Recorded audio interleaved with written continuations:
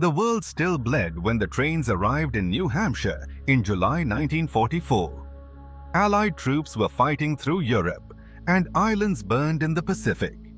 730 men in heavy suits gathered at Mount Washington Hotel in Bretton Woods. Outside, summer air was crisp, but inside the ballroom, desperation thickened the air. Delegates from 44 nations were economists and bankers, not generals. They knew the Axis would fall, but a terrible economic crisis loomed. They remembered the 1930s when the Great Depression had crushed global trade, triggered hyperinflation, and fueled fascism.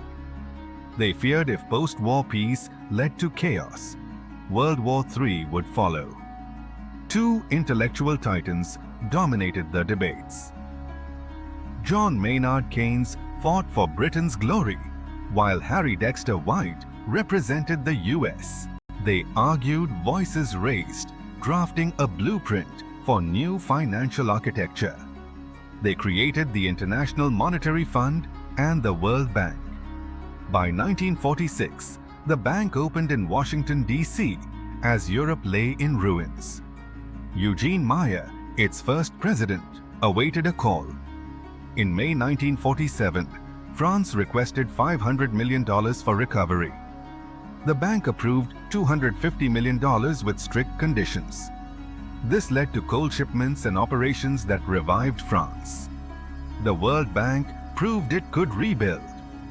However, the geopolitical landscape shifted. The US announced the Marshall Plan, overshadowing the bank's purpose. They turned their focus to Latin America, Africa, and Asia, regions untouched by war but steeped in poverty. In 1948, the bank approved its first development loan to Chile for a hydroelectric plant, marking a shift from rebuilding to new construction. Throughout the 1950s and 1960s, the World Bank transformed into a global engineering firm. It financed mega dams and highway networks, assuming infrastructure would lead to prosperity. It fractured into specialized units, including the International Finance Corporation and International Development Association for the poorest. But by the 1980s and 1990s, the dream of prosperity unraveled. The bank's rigid philosophy resulted in harmful structural adjustment policies.